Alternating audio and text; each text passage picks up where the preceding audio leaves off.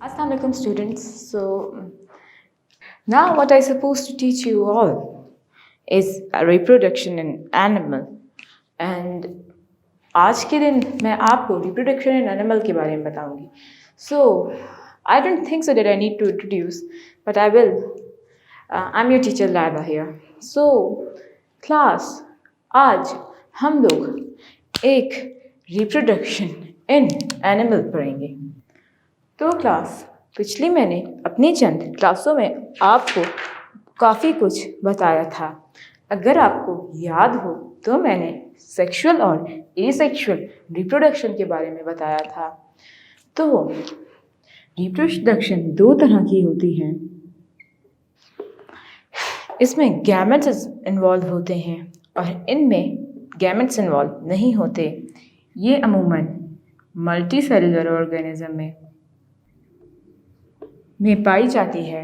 ये अमूमन unicellular organism में पाई जाती है. मल्टीसेलुलर यूनिसेलुलर में फ़र्क आपको पता होना चाहिए. मल्टीसेलुलर एक सेल से ज़्यादा पे मुश्तमिल ऑर्गेनिज्म जैसे कि हम, यूनिसेलुलर जो सिर्फ एक सेल पे मुश्तमिल होते हैं. तो हमें पावर ऑफ रीजनरेशन और नो पावर ऑफ रीजनरेशन का पता होना चाहिए. जैसा कि आपको पता है कि अगर आपके हाथ पे अगर कभी भी गलती से भी कोई कट लग जाता है तो आपके हाथ से खून आना शुरू हो जाएगा. तो खून आने की वजह ये है कि आपके सेल्स डैमेज हुए होंगे. ऊपर के एपिडर्मल सेल्स बिल्कुल अच्छी तरीके से डैमेज हो जाए तो खून आने की 100% उम्मीद है. लेकिन आपको आपकी बॉडी के अंदर एक सलाहियत है कि आप दोबारा से रीजनरेट कर सकते हैं, यानी वो कट खुद ब खुद फिल हो जाता है. ऐसा एसेक्सुअली ऑर्गेनिज्म रिप्रोड्यूस करने वाले ऑर्गेनिजम्स में नहीं होता. तो सेक्सुअल और एसेक्सुअल रिप्रोडक्शन दोनों बहुत ज़्यादा डिफ़िकल्ट है. एसेक्सुअल रिप्रोडक्शन में बर्डिंग, पार्टेजेनेसिस और जो पिछले लेक्चर में मैंने आपको 2-3 एग्जांपल्स के साथ दिया था वो सब इन्वॉल्व हैं. एसेक्सुअल रिप्रोडक्शन अमूमन प्लांट्स के अंदर भी होती है, बट सेक्सुअल रिप्रोडक्शन भी प्लांट्स की फ्लावरिंग एरियाज में इजीली पाई जाती है. एसेक्सुअल रिप्रोडक्शन में आपको मैंने रनर्स एंड सकर्स का भी बताया था. आपको वो सब याद होना चाहिए. तो हम आगे भी बढ़ेंगे. आपको ये लेक्चर देने से पहले मैं एक बात बहुत अच्छे से क्लियर करना चाहती हूँ कि आपको इन दोनों का सेक्सुअल और एसेक्सुअल रिप्रोडक्शन के बारे में पहले से इल्म होना चाहिए. अक्सर एनिमल में एसेक्सुअल रिप्रोडक्शन भी होती है और अक्सर एनिमल में सेक्सुअल रिप्रोडक्शन भी होती है. तो मैं आपको एसेक्सुअल रिप्रोडक्शन के बारे में पहले डिटेल दूंगी. यहाँ पे बताया है there are 2 main type of reproduction in animals, asexual and sexual. इसमें मैंने आपको ये बताया कि एनिमल्स में भी एसेक्सुअल और सेक्सुअल रिप्रोडक्शन होती है. एसेक्सुअल रिप्रोडक्शन एक सेल पे मुश्तमिल ऑर्गेनिज्म में ज़्यादातर पाई जाती है. सबसे पहले एसेक्सुअल रिप्रोडक्शन को अच्छे तरीके से पढ़ेंगे. There are several type of asexual reproduction. The most common are binary fission, multiple fission, budding, regeneration and parthenogenesis. तो क्लास इस तरह की specific kind of method binary fission से लेके मल्टीपल फिजन से लेके बडिंग से लेके पार्थिनोजेनेसिस से लेके रीजनरेशन तक का अमल आता है. रीजनरेशन, पार्थिनोजेनेसिस, इन सब को हम अभी अलग अलग तरीके से अलग अलग अंदाज से पढ़ने वाले हैं.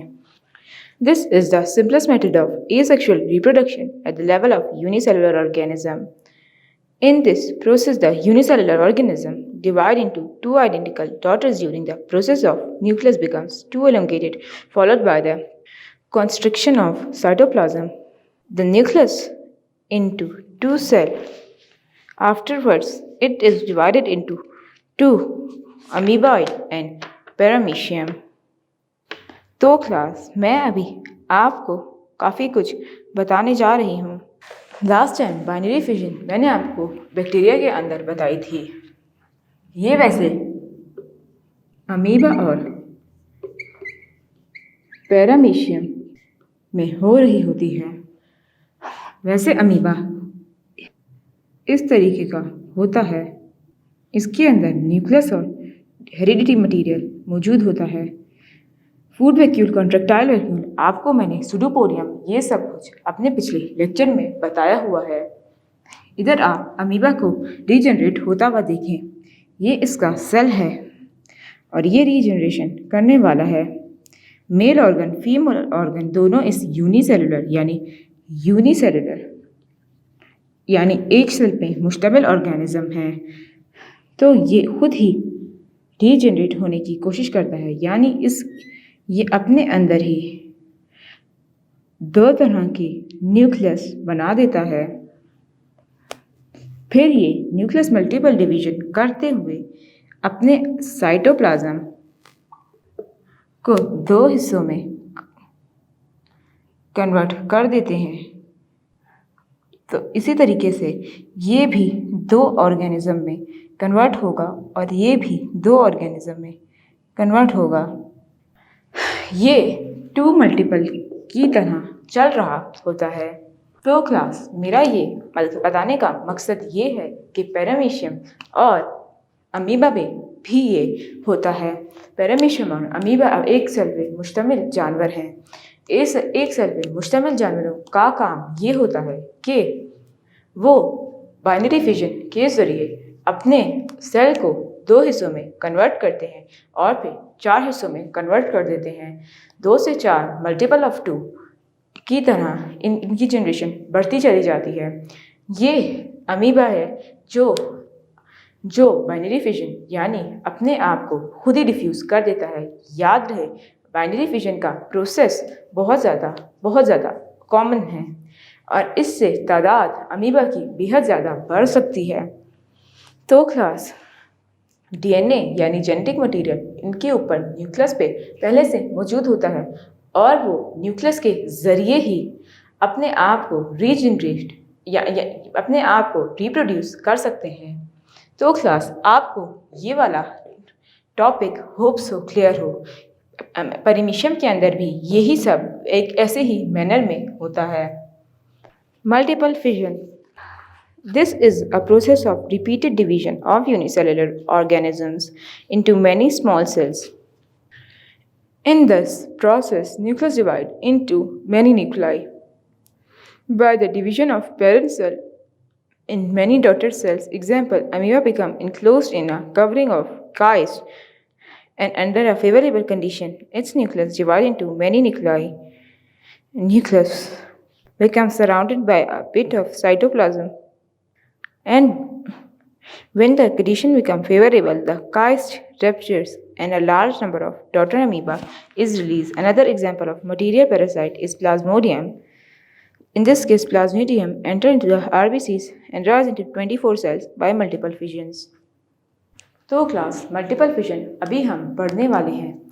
ये बहुत ज़्यादा इम्पॉर्टेंट अमल है। याद रहे कि आपके जिस्म में अक्सर मलेरिया के तशवीहात होते हैं। फॉर एग्ज़ाम्पल, आपके किसी ख़ानदान में किसी भी शख्स को एक तरीके से अगर मलेरिया हो गया है तो एनोफिलस नाम का एक मच्छर जो फीमेल मच्छर होती है वो आपको काट लेती है और मलेरिया हो जाता है। इसी तरीके से मलेरिया की वजह है प्लाज्मोडियम। प्लाज्मोडियम आपको बहुत ज़्यादा कॉमन सा लगेगा क्योंकि आपने ये 9th क्लास में पढ़ा है। प्लाज्मोडियम आखिर होता क्या है? वो अपना लाइफ साइकिल पूरा करने के लिए मच्छर का भी इस्तेमाल करता है और इंसान का भी इस्तेमाल करता है। तो क्लास, मलेरिया जैसे ही हो जाता है तो इंसान के जिस्म में मलेरिया के सेल्स पैदा हो जाते हैं। यह एक लिविंग ऑर्गेनिज्म है। याद रहे, यूनिसेलुलर यानी एक सेल पे मुश्तमिल ऑर्गेनिज्म है। तो क्लास, ये एक मलेरिया का प्लाज्मोडियम है। तो जब ये इंसान की ब्लड में जाएगा तो ये अपने साथ बहुत सारे न्यूक्लियस अटैच कर लेगा। ये है इसका मल्टीपल फ्यूजन करने का तरीका। फिर यही प्लाज्मोडियम एक तरह से बर्स्ट होगा और बहुत सारे प्लाज्मोडियम खून में फैला देगा और फिर इनके पास भी सलाहियत होगी कि ये भी अपने साथ सेल में ही एक तरीके से अपने साथ इंसान के खून में ही चंद सेकंडों या चंद घंटों में ही पूरे जिस्म में फैल जाता है और इंसान की जान भी ले सकता है अगर हम सही से प्रिकॉशंस ना करें। तो क्लास आपको ये बात कंफर्म होगी कि हम लोग इस टाइम डील कर रहे हैं प्लाज्मोडियम से। प्लाज्मोडियम एक बहुत इम्पॉर्टेंट, बेहद ज़्यादा इम्पॉर्टेंट ऑर्गेनिज्म है जिसको हम पुराने कदीम ज़माने में बहुत ज़्यादा पढ़ा गया। आपको याद हो तो आपने पिछले क्लास में हाइपोथेसिस साइंटिफिक मेथड ज़रूर पढ़ा होगा। उसमें साइंटिफिक मेथड में इसी बात को प्रूव किया था कि plasmodium is responsible for the malaria. तो क्लास या प्लाज्मोडियम के अलावा mosquitoes are responsible for the malaria, ये बात की हाइपोथेसिस प्रूव हुई थी।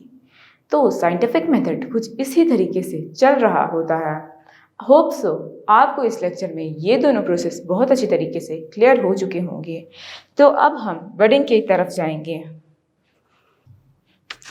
Budding is in this process an outgrowth or the bud developed by mitosis in the body of parent organism. It grows into the new individual, separate immediately, or may remain attached to the parent body, sometimes commonly found in hydra. तो class इसमें काफ़ी कुछ बताया हुआ है। Budding जो mitosis के process से होती है, असल में बडिंग को आपको मैंने बडिंग का प्रोसेस पिछली क्लास में काफ़ी अच्छी तरीके से समझाया था। बडिंग का प्रोसेस आपको इस बात से बताया था कि एक आउटग्रोथ आ जाता है, बड निकल आता है और एक हाइड्रा में नया ऑर्गेनिज्म बनाने का प्रोसेस ये होता है। जैसा कि आपको पता होना चाहिए, मुर्गी जैसे अंडा देती है या फिर आलू अपने ऊपर एक ग्रोथ का छोटा सा गोल सा बड निकाल देता है, इसी तरीके से ये भी अंडा या इसका बड इसी काम के आता है। जब ये बड अलग होता है तो ये एक पूरा हाइड्रा बना देता है। हाइड्रा होता क्या है? हाइड्रा यूनिसेलुलर ऑर्गेनिज्म है जो समंदर में या पानी में या गंदे पानी के तालाब में आसानी से मिल जाता है। ये तो नज़र भी आ जाता है। अक्सर ये काफ़ी इंचेस का होता है, यानी आपकी छोटी उंगली जितना। इसके अंदर भी अल्लाह ताला ने एक बडिंग का सिस्टम बनाया है। वो बड निकल के इसके जिस्म से अलग हो जाता है और फिर एक नया हाइड्रा आराम से बन जाता है। बडिंग का प्रोसेस इसमें भी बहुत ज़्यादा कॉमन है। इसी तरीके से ये जानवर एक तरीके से पानी के अंदर मौजूद होता है और अक्सर काही यानी एल्गी के साथ ही मौजूद होता है। ये अपनी खुराक छोटे छोटे यूनिसेलुलर ऑर्गेनिजम्स ही बना लेता है और ये बहुत ज़्यादा डार्क येलो कलर का होता है। अगला है regeneration. Regeneration means the formation of lost parts of body through the growth of remaining parts. For example, the arm of starfish is lost in accident can regenerate it on the body. The power of regeneration in some animals may be used for reproduction. For example, in planarian is divided into two halves. Each half can regenerate into the lost half. Thus, half can become complete animal. Regeneration is common in annelids, echinoderms, and flatworms.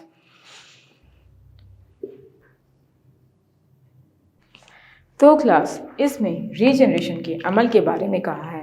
Regeneration अमूमन तो हमारे अंदर इतनी है कि हम अपनी skin को वापस रीजनरेट कर लेते हैं, लेकिन कुछ ऐसे एनिमल्स हैं जिनके अंदर एसेक्सुअल भी रीजनरेशन होती है। एसेक्सुअली वैसे रीजनरेशन बहुत कम फाइलम्स में होती है। यहाँ पे एनिलिडा, इग्नोडर्मिटा और प्लेटफॉर्म्स में के बारे में बताया है।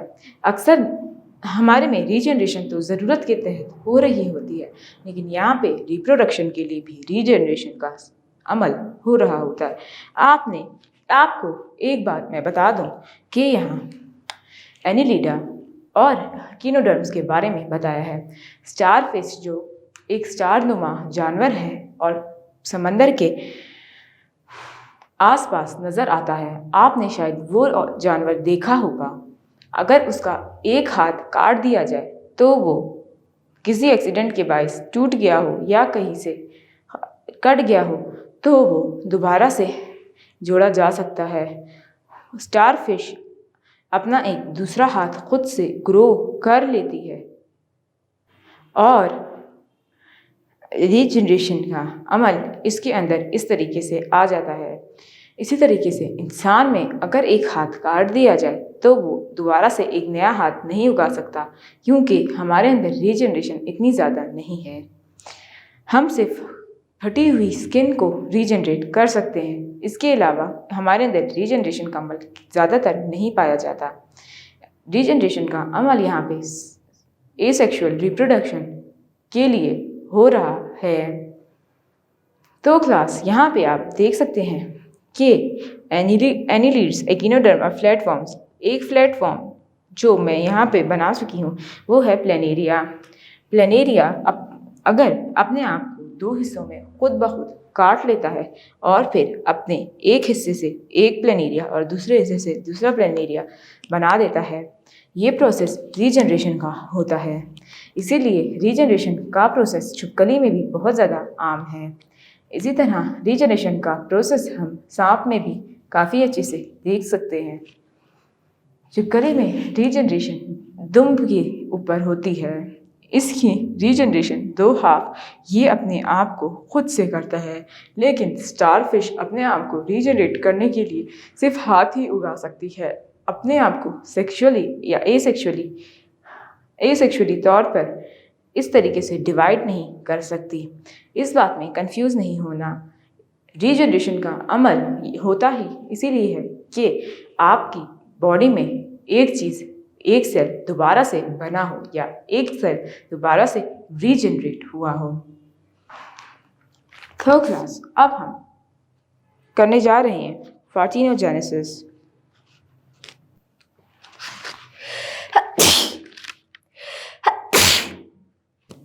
This is a modified form of sexual reproduction in which an fertilized egg develops into a complete individual. For example, in honeybees, the queen lays eggs which are either fertilized to form diploid workers. If not fertilized, it is haploid males called donors. In rotifers, parthenogenesis is a common process of reproduction. तो आपने हनी बीज शहद की मक्खी के बारे में बहुत अच्छे से सुना होगा। तो क्लास शहद की मक्खी के बारे में मैं आपको कुछ फैक्चुअल बातें भी बताऊंगी। फैक्चुअल बातें बताने से पहले आपको मैं पार्थिनोजेनेसिस के अमल के बारे में बताऊंगी। तो क्लास मक्खी के छाते में एक रानी या क्वीन होती है जो खुद से अनफर्टिलाइज्ड एग देती है। अगर आपके घर में मुर्गी है तो वो अक्सर मुर्गे के बगैर भी अंडा दे रही होती है। इसी तरीके से क्वीन को मेल की ज़रूरत होती ही नहीं है। अगर उसका एक अंडा फर्टिलाइज खुद हो जाता है, यानी मेल डोनर उस पर खुद से अपने जेनेटिक मटेरियल डाल देते हैं, तो जाके वो फीमेल बीज बनती है। अगर वो अनफर्टिलाइज्ड एग हैच हो जाता है तो डोनर्स बनते हैं, यानी कि मेल बीज बनती है। मेल और फीमेल बीज आम हैं। तो क्लास इसमें ये बात बताई है कि विदाउट मेल अगर कोई रिप्रोडक्शन हो रही होती है तो उसको हम लोग क्या कहते हैं, आपको पता होना चाहिए कि हम उसको पार्थिनोजेनेसिस कहते हैं। पार्थिनोजेनेसिस का अमल हनी बीज में होता है, जिसमें उनकी बी जो रानी होती है वो खुद से ये अमल कर रही होती है। इस प्रोसेस को अमल में लाने का मकसद ये होता है कि बी की जनरेशन खुद से चले। एक बात याद रखें कि रानी यानी बी शहद की सबसे बड़ी मक्खी होती है। शहद की सबसे बड़ी मक्खी के बारे में एक फैक्चुअल बात ये बताऊंगी कि वो साइज़ में सबसे बड़ी होती है और सारी मक्खियाँ जब शहद इकट्ठा करके आती हैं तो वो अपने खारिज करदा मटीरियल अपने छत्ते में डाल रही होती है। अपने पैरों को बहुत तेज़ तेज़ बैठ के हिलाती है ताकि एक तरह का कि गर्मी या हवा का प्रोसेस बने। अक्सर मक्खियाँ अपने परों को क्वीन की तरफ लहरा रही होती हैं ताकि वो उसको गर्मी ना लगे। ये एक अल्लाह ताला का निज़ाम है। इसके अलावा एक और सिस्टम में आपको इनके बारे में ये बताऊंगी कि क्वीन बहुत सारी मक्खियों को हुक्म देती है कि शहद लेके आओ। जो शहद ख़राब लेके आती है तो उसको फ़ौरन मार दिया जाता है और जिसका शहद बिल्कुल ठीक होता है तो क्वीन पड़क कर उसको अपने ही ग्रुप में शामिल किए रखती है। तो ये हनी बी का प्रोसेस आपको बहुत अच्छे से शायद समझ आ गया हो। आज के लेक्चर में मैंने आपको पाँचों टाइप की रिप्रोडक्शन एसेक्सुअल रिप्रोडक्शन के बारे में जो एनिमल्स में होती हैं वो बताया। होप सो आज का लेक्चर आपको क्लियर हो। फिर मुलाकात होगी अगले लेक्चर में। अल्लाह हाफिज़।